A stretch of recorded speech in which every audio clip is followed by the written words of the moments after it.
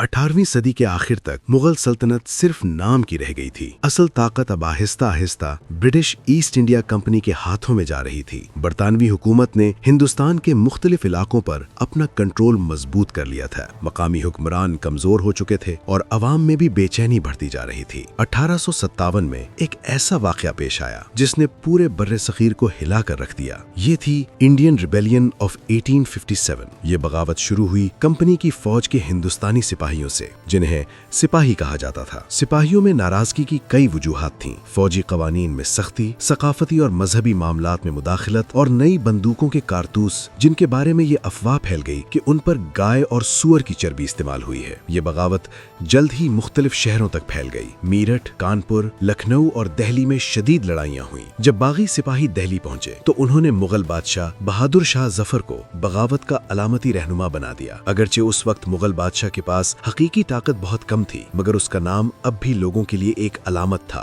कई महीनों तक शदीद लड़ाई जारी रही, मगर आखिरकार बरतानवी फौज ने दोबारा कंट्रोल हासिल कर लिया और दिल्ली पर कब्जा कर लिया। इसके बाद बहादुर शाह जफर को गिरफ्तार कर लिया गया और उसे हिंदुस्तान से जला वतन करके रंगून भेज दिया गया। 1862 में रंगून में ही इस आखिरी मुगल बादशाह का इंतकाल हो गया। इसी के साथ तकरीबन 3 सदियों तक कायम रहने वाली मुगल सल्तनत का बाब हमेशा के लिए बंद हो गया। 1857 के बाद हिंदुस्तान बराह रास्त ब्रिटिश क्राउन की हुकूमत के तहत आ गया। अगली किस्त में हम देखेंगे मुगल सल्तनत की तारीख के वो असरात जो आज भी जनूबी एशिया की सकाफत, फन तामीर और सियासत में नजर आते हैं।